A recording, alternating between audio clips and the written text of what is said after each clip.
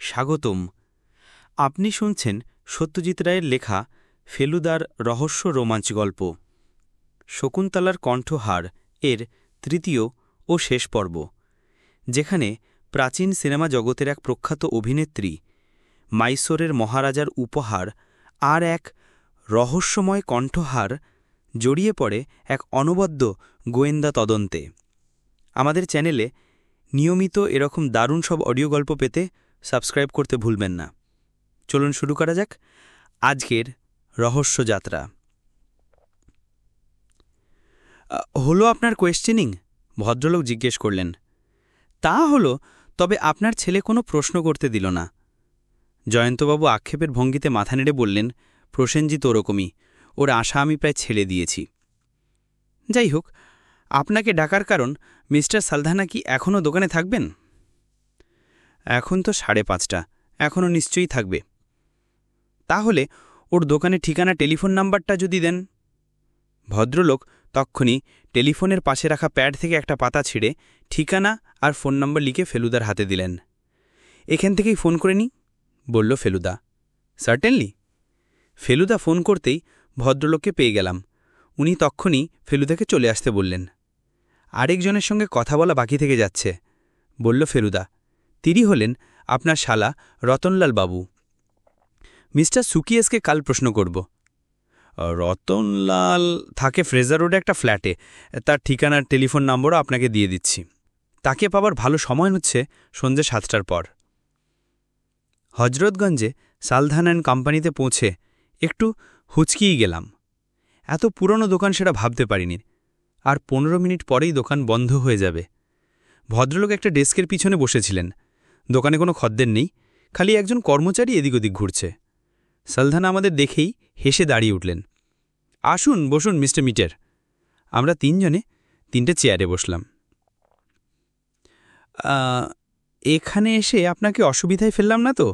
ইংরেজিতে জিজ্ঞেস করল ফেলুদা। মোটেই না। এখন তো ক্লোজিং টাইম এসে গেল। এখানে আপনার কি কথা আছে বলে নিন, তারপর আপনাদের আমার গাড়ি করে আমার বাড়ি নিয়ে যাব। সেখানে কফি খাবেন, আমার স্ত্রীর সঙ্গে আলাপ করবেন।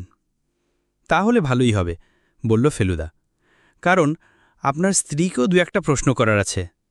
কালকের পার্টির সকলকেই আমরা প্রশ্ন করছি। That's all right, I don't think she will mind.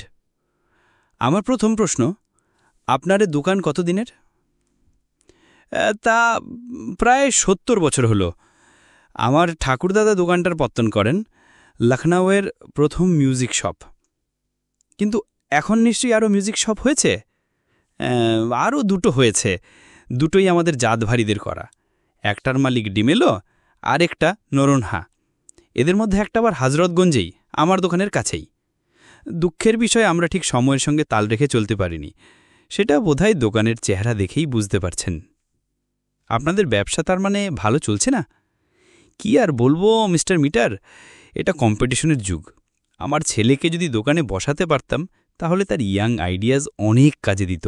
কিন্তু সে ডাক্তারি পাশ করে চলে গেল আমেরিকা। এখন অবশ্য সে সেখানে খুব ভালোই রোজগার করছে, আর আমি বুড়ো মানুষ একাই দোকান সামলাচ্ছি। বিক্রি যে একেবারে হয় না তা নয়, আমার কিছু ফেথফুল কাস্টমার্স আছে। কিন্তু আজকাল যুগ অনেক বদলে গেছে, অনেস্টির আর দাম নেই, লোকে চায় চটক। ফেলুদা সহানুভূতি প্রকাশ করে আসল প্রশ্নে চলে গেল। কাল যে দুর্ঘটনা ঘটে গেল, সেটা সম্বন্ধে আপনার কিছু বলার আছে? কি আর বলবো বলুন। ও হার যখন আমার স্ত্রী না পেয়ে আমার শালি পেল, তখন মার্গারেট একেবারে ভেঙে পড়ে। She loved that necklace. কার না ভালো লাগবে বলুন, এমন একটা আশ্চর্য সুন্দর প্রাইসলেস জিনিস। আপনি বলছেন ঈশ্বরের চোখেও এটা একটা অন্যায় বলে মনে হয়েছিল? তা না হলে প্যামেলারে ক্ষতি হবে কেন? শকুন্তলা দেবীর পক্ষপাতিত্ব ভগবানের চোখেও দৃষ্টিকটু বলে মনে হয়েছিল নিশ্চয়ই। কিন্তু কে এই হারটা নিতে পারে সে বিষয়ে আপনার কোনো ধারণা আছে? নো মিস্টার মিটার, সেই বিষয়ে আমি আপনাকে কোনো রকমভাবেই সাহায্য করতে পারব না। আমার কোনো ধারণা নেই।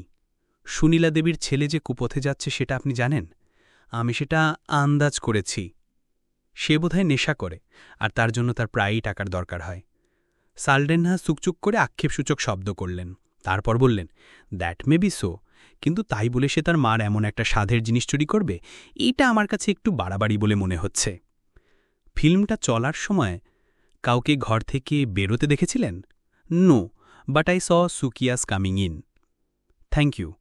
দোকান বন্ধ করার সময় হয়ে গিয়েছিল, তাই আমরা উঠে পড়লাম। মিস্টার সালডেনহার গাড়িতে তার বাড়িতে গিয়ে পৌঁছালাম যখন সোয়া 6টা, সবে সন্ধে হয়েছে। সালডেনহার বাড়ি জয়ন্তবাবুর বাড়ির তুলনায় অনেক ছোট। এটাও একতলা বাংলা টাইপের বাড়ি। ভেতরে ঢুকে বৈঠকখানায় গিয়ে হাজির হলাম। এই বৈঠকখানায় জয়ন্তবাবুর বৈঠকখানার বাহার নেই।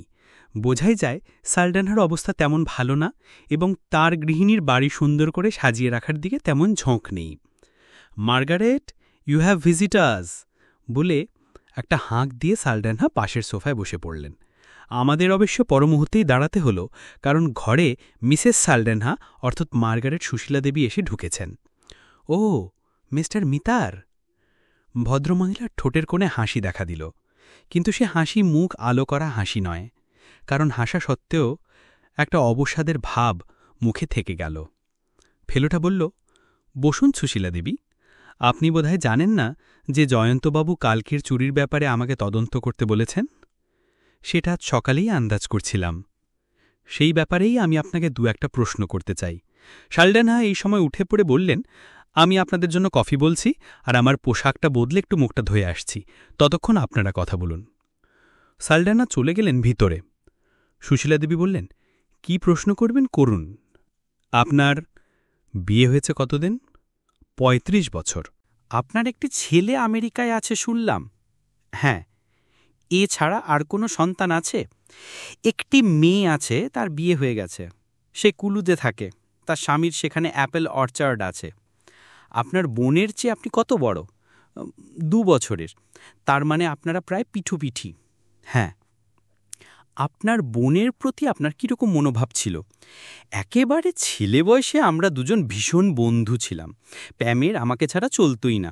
আমরা দুজনে একসঙ্গে পুতুল খেলতাম, নার্সারি স্কুলে যেতাম, একরকম জামাকাপড় পরতাম। তারপর আমার যখন বছর 15 বয়স, তখন থেকে আমি বুঝতে পারি যে মার টান আমার চেয়ে প্যামের ওপর বেশি। তাছাড়া প্যামের মধ্যে তখন থেকে অনেক গুণের প্রকাশ পেতে থাকে। ও খুব ভালো আবৃত্তি করত, অভিনয় করত, পড়াশোনায় আমার চেয়ে ভালো ছিল, দেখতেও আমার চেয়ে অনেক সুন্দর হয়ে উঠেছিল। দেখলাম প্যামই মার আদরের হয়ে উঠছে, আমার ওপরে ভালোবাসা কমে যাচ্ছে। অবশ্যই বাবা আমাকে খুব ভালোবাসতেন, কিন্তু মার ভালোবাসা পেলাম না বলে আমার মনে একটা হিংসের ভাব জেগে ওঠে, যেটা আমি তখন কাটিয়ে উঠতে পারিনি। সব শেষে মা যখন তার হাড়টা প্যামকে দিয়ে দিলেন, তখন আমার পায়ের তলার থেকে মাটি সরে গেল। এ দুঃখ বুঝতে আমার অনেক সময় লেগেছে। এখন মনে হিংসের ভাব নেই না, এক এক সময় ছেলেবেলার কথা মনে হলে জেলাস লাগে, কিন্তু এমনিতে দুজনের মধ্যে যথেষ্ট সদ্ভাব আছে। কাল তো দেখলেন আমাদের, কি মনে হলো? দিব্যি সদ্ভাব। শুধু তাই না, ওর সম্বন্ধে একটা অনুকম্পার ভাবও বোধ করি। কেন বলুন তো? কারণ আমার ভগ্নিপতি, তার টাকার টানাটানি যাচ্ছে, তাই বুঝি? এটা কিন্তু আপনাকে গোপনে বলছি। আপনি আমাদের উপর সম্পূর্ণ বিশ্বাস রাখতে পারেন। আমার ভগ্নিপতি অনেক দেনা করে ফেলেছেন, তার সঙ্গে ড্রিঙ্কিংও বেড়ে গেছে। কিন্তু কাল ওরকম পার্টি দিলেন, কি করে দিলেন জানি না। আমি এবং আমার স্বামী নেমন্তন্ন পেয়ে খুব আশ্চর্য হয়ে গিয়েছিলাম। হয়তো এর মধ্যে অবস্থার উন্নতি হয়েছে, তা হতে পারে, কিন্তু আমি 2 মাস আগের কথাও জানি। আমার বোন আমার কাছে এসে কান্নাকাটি করেছে। তার উপর ওদের ছেলের গোলমাল তো আছে, সে ব্যাপারে জানেন তো? শুনেছি। আশা করি আপনার কথাই ঠিক, ওদের অবস্থার উন্নতি হয়েছে। হারটা কে চুরি করতে পারে সে সম্বন্ধে আপনার কোনো বক্তব্য আছে? একেবারেই না, ওটা আমার কাছে একটা বিরাট রহস্য। প্রসেনজিৎকে আপনার সন্দেহ হয় না? প্রসেনজিৎ? ভদ্রমহিলা যেন একটু ভাবলেন, তারপর বললেন, একটা ব্যাপার আছে। ফিল্মটা যখন দেখানো হচ্ছিল তখন প্রসেনজিৎ আমার কাছেই ছিল। ফিল্ম চলা অবস্থায় সে উঠে কোথায় যেন যায়। অন্য কোনো লোককে জায়গা বদলাতে দেখেছিলেন? না। তাছাড়া আমার দৃষ্টি পর্দাও পড়ছিল। প্রায় 20 বছর পরে দেখছিলাম ছবিটা। থ্যাংক ইউ সুশীলা দেবী। আমার প্রশ্ন শেষ। আমরা কফি খেয়ে উঠে পড়লাম। বাড়ির বাইরে এসে ফেলুদা বলল, এবার আলবার্ট রতনলাল। তাহলেই আজকের মতো আমার কাজ শেষ। সালদানহার বাড়ি থেকে আমরা রতনলালের ফ্ল্যাটে গেলাম। অত্যন্ত সুসজ্জিত ফ্ল্যাট, আর একজনের পক্ষে বেশ বড়। ভদ্রলোক সোফায় বসে একটা হাই-ফাই স্টুডিওতে গজল শুনছিলেন, পরনে একটা বেগুনি ড্রেসিং গাউন, মুখে পাইপ। ভদ্রলোক যে আতর ব্যবহার করেন সেটা জানতাম না। ঘরে বেশ ঝাঁঝালো আতরের গন্ধ। ভদ্রলোক আমাদের দেখে স্টুডিওটা বন্ধ করে বললেন, কি ব্যাপার? ফেলুদা বলল, কালকে এই চুরির ব্যাপারে কয়েকটা প্রশ্ন করার ছিল। আমরা সকলকেই করেছি, এভরিওয়ান, শুধু মিস্টার সুকিয়াসকে বাকি, সেটা কাল করব। আপনার কি ধারণা আমি চুরিটা করতে পারি? মোটেই না, তবে চোর ধরতে আপনি সাহায্য করতে পারেন। I am not in the least bit interested in the theft. এত দামি আর ভালো একটা জিনিস চুরি হলো, আর তাতে আপনার ইন্টারেস্ট নেই? মাইসরের দেওয়া জিনিস তো দামি হবেই, তাতে আশ্চর্যের কি আছে? আপনার মার এত সাধীর জিনিস ছিল? আমার মার ফিল্ম কেরিয়ার সম্বন্ধে আমার কিছুমাত্র উৎসাহ নেই। I think all films are rotten, silent films তো বটেই। আপনার পেশাটা কি জানতে পারি? তা পারেন, আমি একটা মার্কেন্টাইল ফার্মের অ্যাসিস্ট্যান্ট ম্যানেজার। তাহলে আপনি আর কোনো রকমে সাহায্য করতে পারছেন না আমাদের? আই এম ভেরি সরি, আমার কিছু বলার নেই। একটা শেষ প্রশ্ন আছে। কি? কাল ফিল্মটা চলার সময় আপনি কাউকে জায়গা পরিবর্তন করতে দেখেছিলেন? আমি তো ফিল্ম দেখছিলাম না, আমি অন্যদিকে মুখ ফিরিয়েছিলাম। I saw mister Sokias coming. ধন্যবাদ। আপনি দেখছি আপনার পিতামহের মতো হিন্দি গানের ভক্ত। রতনলাল কোনো মন্তব্য না করে আবার স্টুডিওটা চালিয়ে দিলেন। আমরা ঘর থেকে বেরিয়ে এলাম। পরদিন সকালে ফেলুদা বলল, তোরা বরং দিলখুশাটা দেখে আয়। আমার একটু চিন্তা করার আছে, তাছাড়া একটা টেলিফোনও করার আছে। সুকিয়াসের সঙ্গে একটা অ্যাপয়েন্টমেন্ট করতে হবে। ইন্সপেক্টর পাণ্ডেকেও একটা ফোন করব। আমরা দুজনে আজ ট্যাক্সির বদলে একটা টাঙা নিয়ে বেরোলাম। দিলখুশা লালমোহনবাবুর ভীষণ শখ টাঙা চড়ার, কারণ উনি জানেন বাদশাহী আংটির সময় আমরা টাঙা চড়েছিলাম। টাঙা রওনা হবার পর লালমোহনবাবু বললেন, দিলখুশার ইতিহাসটা একটু জেনে নি। আমি বললাম, দিলখুশা ১৯ শতকের প্রথম দিকে নবাব সাদাত আলীর তৈরি একটা বাগান বাড়ি ছিল।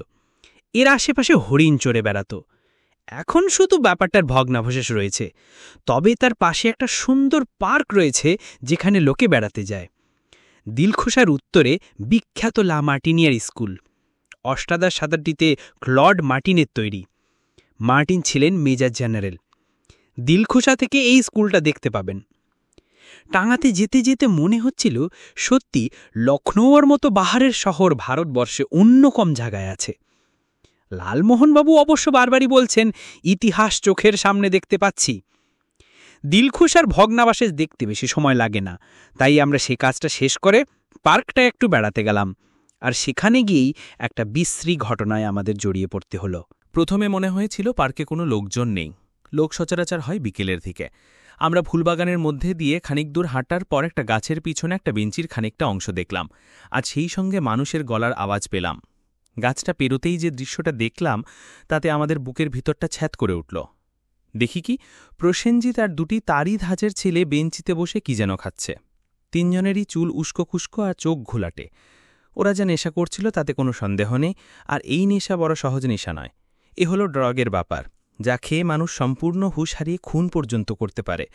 প্রসেনজিৎ এতে মুশকুল ছিল যে সে আমাদের প্রথমে দেখতেই পায়নি। তারপর যখন দেখল তখন তার মুখে এক অদ্ভুত ক্রূর হাসি ফুটে উঠল। ডিটেকটিভের চেলাদের দেখছি, ডিটেকটিভ কোথায়? প্রশ্ন করল সে জড়ানো গলায়। তিনি আসেননি, বললেন লালমোহনবাবু। আহা, এমন একটা দৃশ্য দেখতে পেলেন না? আমরা চুপ। চোর ধরা পড়ল? বিদ্রূপের সুরে প্রশ্ন করল প্রসেনজিৎ। এখনও পড়েনি।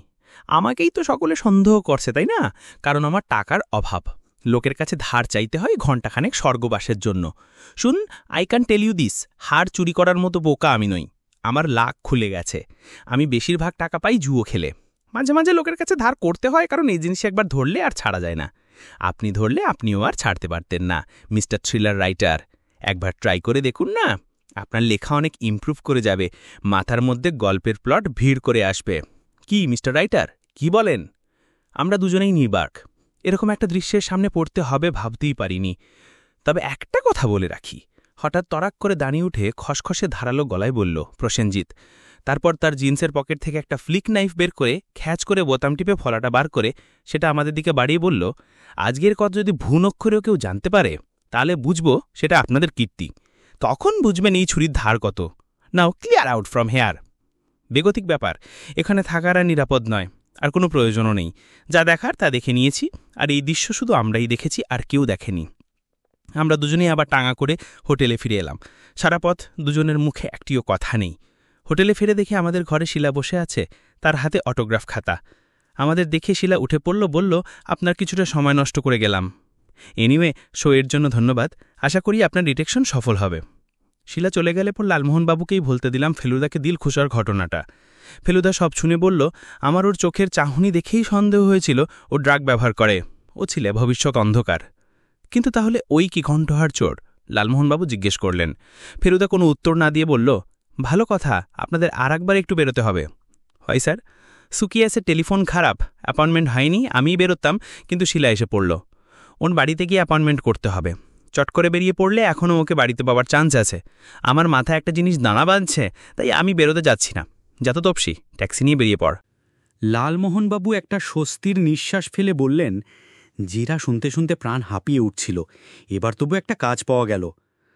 আমরা দুজনে বেরিয়ে পড়লাম। ৭ নম্বর লাটুস রোড বলতেই ট্যাক্সি আমাদের সোজা গন্তব্যস্থলে নিয়ে গেল। আমরা ট্যাক্সিটাকে 5 মিনিট অপেক্ষা করতে বললাম। বেশ বড় একতলা বাড়ি, গেটের গায়ে মার্বেল ফলকে লেখা এস সুকিয়াস। গেট দিয়ে ঢুকে দুদিকে বাগান, তাতে ফুল নানা রকমের। বাগানের মধ্যে দিয়ে পথ গাড়ি বারান্দায় পৌঁছেছে। বাড়ির বয়স অন্তত 50 বছর তো হবেই।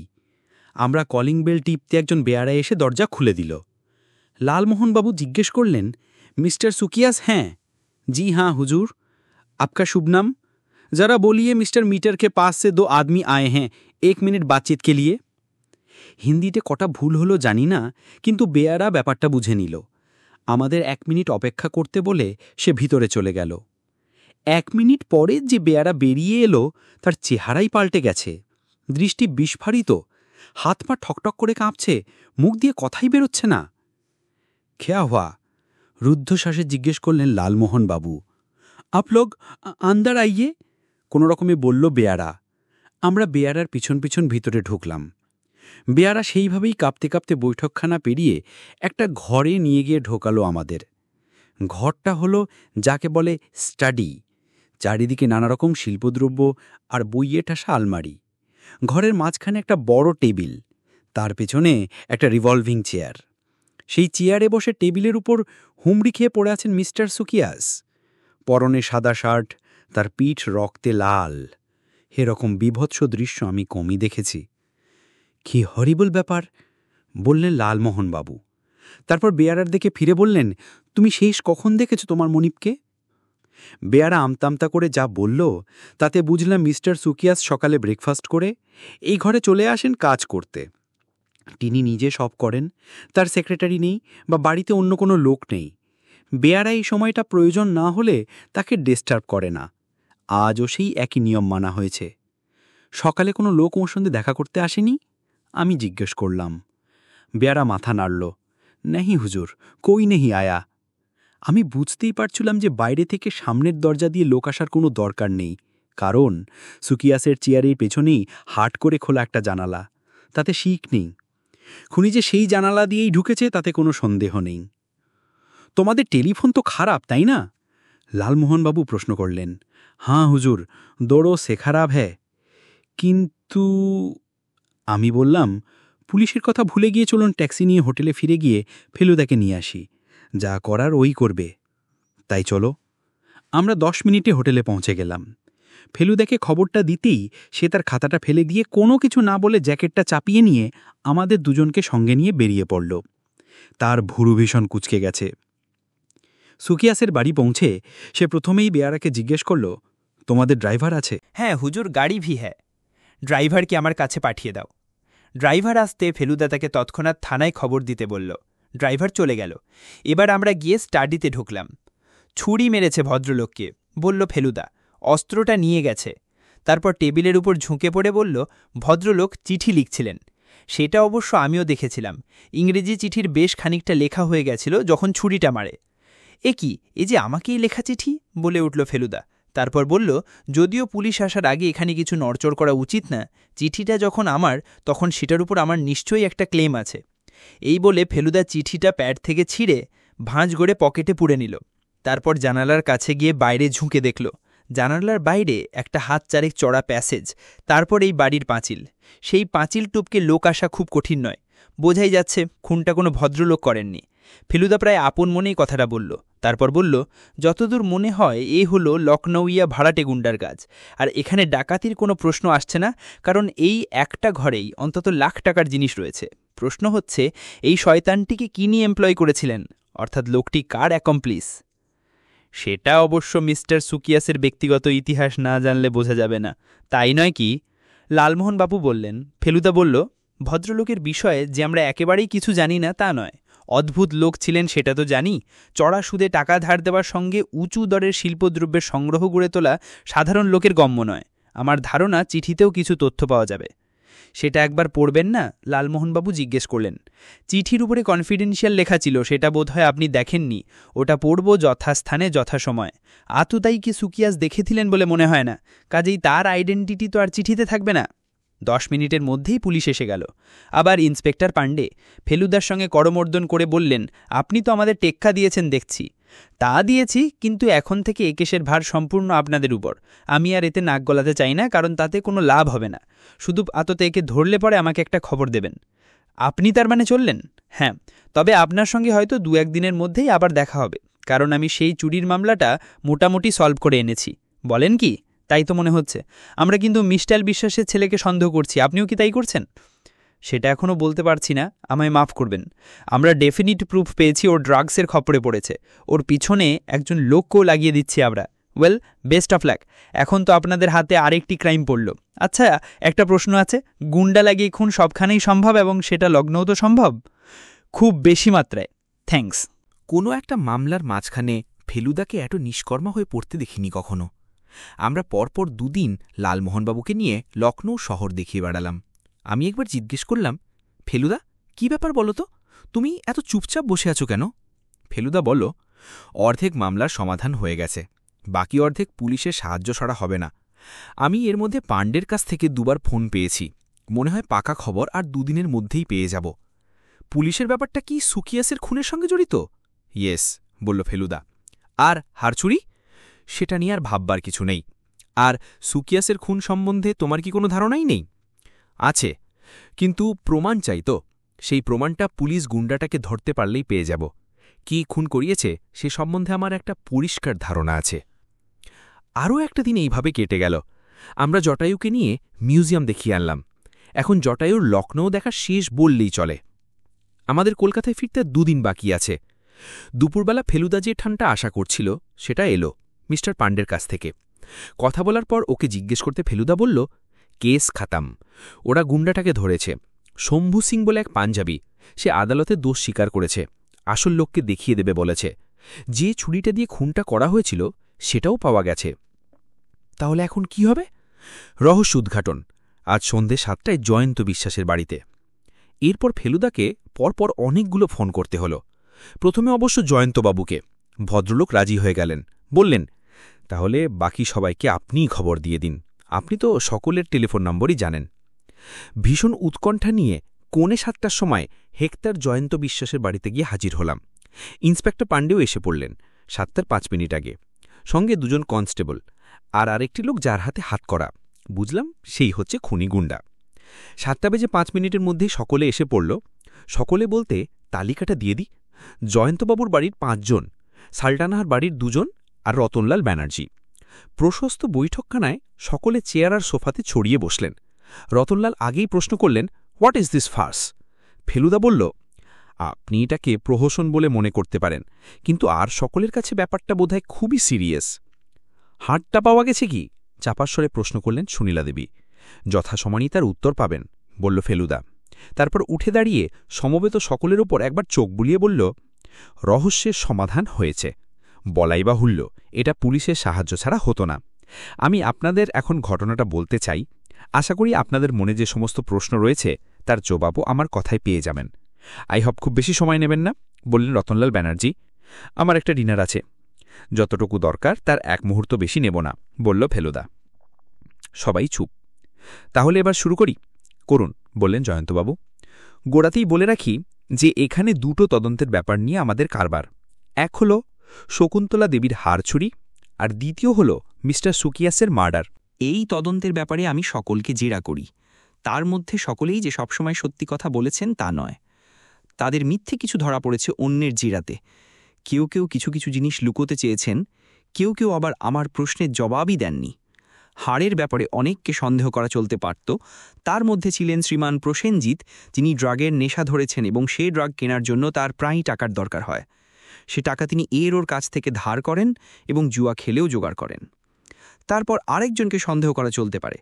তিনি হলেন সুদর্শন সোম। পরের আশ্রিত তিনি। অভাবী লোক, হয়তো সেই অবস্থা থেকে মুক্তি পাবার জন্য তিনি হাড়টা চুরি করেছিলেন। তাছাড়া আছেন মিস্টার স্যান্ডাল। তার দোকান ভালো চলছে না, তিনি নিজের অবস্থার উন্নতি করার জন্য হাড়টা চুরি করতে পারেন।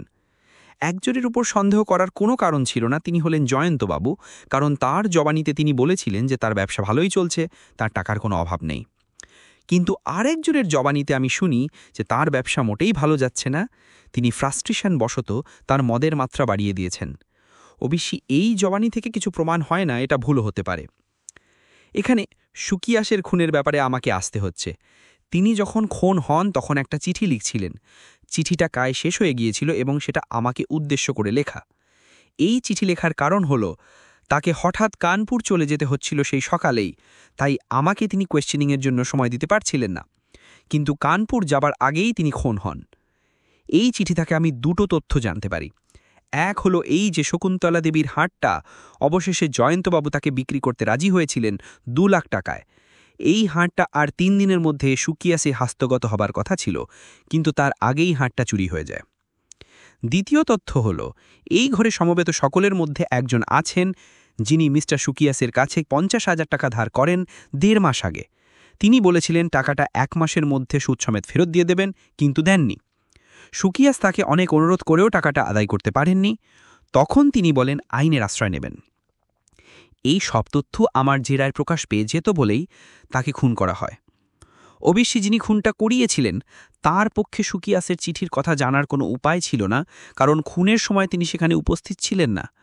যিনি উপস্থিত ছিলেন, অর্থাৎ এই ভদ্রলোকের অ্যাকমপ্লেস, তাকে পুলিশ ধরেছে এবং সে তার অপরাধ স্বীকার করেছে। আর এটাও সে বলেছে যে যে তাকে এমপ্লয় করেছিল তাকে সে দেখিয়ে দেবে। ফেলুদা এবার পাণ্ডের দিকে ফেরল। মিস্টার পাণ্ডে, আপনি আপনার লোকের আনান তো। 2 জন কনস্টেবল গিয়ে শম্ভু সিংকে নিয়ে এলো। ফেলুদা বলল, তোমাকে যে খুনটা করতে বলেছিল সে লোক কি এখানে রয়েছে?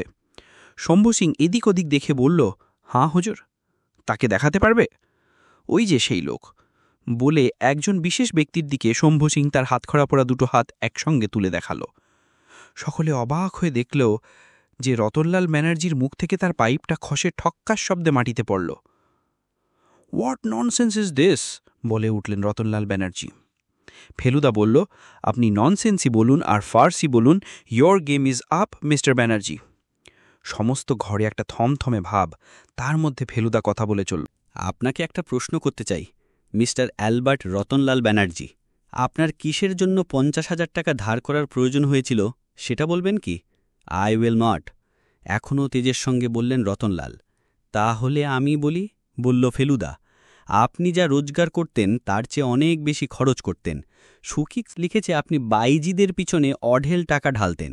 আমরা যেদিন আপনার ঘরে গিয়েছিলাম সেদিন আতরের গন্ধ পেয়েছিলাম।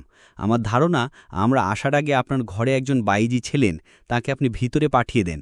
আপনি নিজে আতর ব্যবহার করলে পার্টির দিন উনি স্ত্রী করতেন, কিন্তু সেদিন কোনো গন্ধ পায়নি।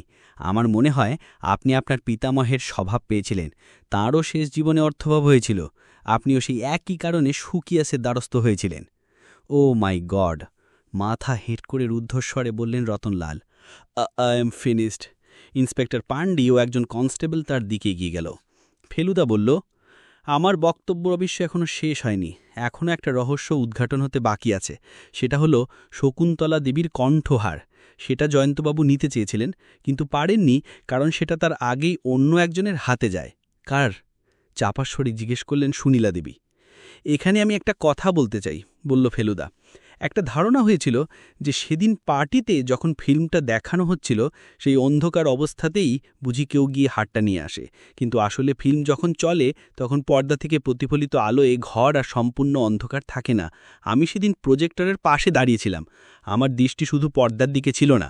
ঘর থেকে কেউ বেরিয়ে গেলে আমি নিশ্চয়ই দেখতে পেতাম। কেউ বেরোয়নি। প্রসেনজিৎ দাঁড়ানো অবস্থা থেকে সোফায় বসে আর ছবি চলার মধ্যে সুকিয়াস প্রবেশ করেন। ঘরে আর কোনো নড়াচড়া হয়নি। তাহলে? সুনীলা দেবী হতভম্ব। তাহলে এই যে ছবি শুধু হবার আগেই হারটা সিন্দুক থেকে বার করে আনা হয়েছিল? সে তো হয়েছিল, বললেন সুনীলা দেবী। শিলা এনেছিল আপনাকে দেখানোর জন্য, এবং শিলাই সেটা আবার তুলে রাখে। না, সেখানেই ভুল। শিলা হারটাকে আর সিন্দুকে তোলেনি, সে সেটা নিজের কাছেই রেখে দিয়েছিল। এটা আমি বুঝতে পারেছিলাম, কিন্তু কারণটা বুঝেনি। পরে রাত্রে সে সেটাকে একটা ফুলের টবে মাটির মধ্যে পুঁতে রাখে। একথা শিলা নিজে আমাকে বলেছে। এই যে সেই হার। ফেলুদাদার কোটের পকেট থেকে হারটা বার করে ঘরের মাঝখানে টেবিলের উপর রাখল। ঘরের সকলের মুখ থেকে একটা বিস্ময়সূচক শব্দ বেরিয়ে এলো। সুনীলা দেবী বললেন, কিন্তু সেরকম করল কেন? কারণ সে তার ঘর থেকে আপনার এবং আপনার স্বামীর মধ্যে কথোপকথন শুনে ফেলেছিল। তার শোবার ঘর তো আপনাদের শোবার ঘরের পাশেই, এবং মাঝখানের দরজা খোলাই থাকে। মাঝরাত্রে তার ঘুম ভেঙে যায়। তখন আপনি আপনার স্বামীকে বলছিলেন যে হারটা আপনি সুকিয়াসকে বিক্রি করতে রাজি আছেন। এই সিদ্ধান্তে পৌঁছতে অবশ্যই আপনার অনেক সময় লেগেছিল, কিন্তু শেষ পর্যন্ত যে আপনি রাজি হয়েছিলেন সেটা তো ঠিক। এমন দুর্ঘটনা যাতে না ঘটে তাই শিলা হারটা সরিয়ে রেখেছিল, এবং সেটা করেছিল বলেই আজও হারটা আপনাদের কাছে রয়েছে, এবং আশা করা যায় থাকবেও। এমন জিনিস হাতছাড়া করাও একটা ক্রাইম। হোটেলে ফিরে এসে লালমোহনবাবু মাথা চুলকে বললেন, মশাই, লাকনাও মানে তো ভাগ্য এখনই, তাই এখানে ভাগ্যটা কার সেটা তো আমি ঠিক বুঝতে পারছি না। ফেলুদা বলল, কেন পারছেন না? ভাগ্য আপনার, কারণ আপনি আবার ফেলুমিত্রের একটা তারাবাজি দেখতে পেলেন বিনে পয়সায়। আমি বললাম, তাছাড়া সুনীলা দেবীদেরই ভাগ্য ভালো যে হারটা তাদেরই রয়ে গেল। থ্যাঙ্কস টু মেরি শিলা। যা বলেছ তপেশ ভাই, বললেন লালমোহনবাবু। শিলার মতো মেয়ে বড় একটা দেখা যায় না, তাই না ফেলুবাবু? ফেলুদা বলল, শকুন্তলা দেবীর হারটা যদি সত্যি করে কেউ কদর করে, সে হল মেরি শিলা বিশ্বাস। এই ছিল ফেলুদার আরেক চমকপ্রদ কেস, শকুন্তলার কণ্ঠহারের তৃতীয় ও শেষ পর্ব। যদি গল্পটি উপভোগ করে থাকেন তাহলে লাইক দেন, শেয়ার করুন আপনার বন্ধুদের সঙ্গে, এবং চ্যানেলটি সাবস্ক্রাইব করুন নতুন নতুন গল্প শুনতে। পরের গল্পে আমরা হাজির হব আরেকটি রোমাঞ্চকর অভিযানে। ততদিন পর্যন্ত সুস্থ থাকুন, রহস্যে থাকুন। ধন্যবাদ।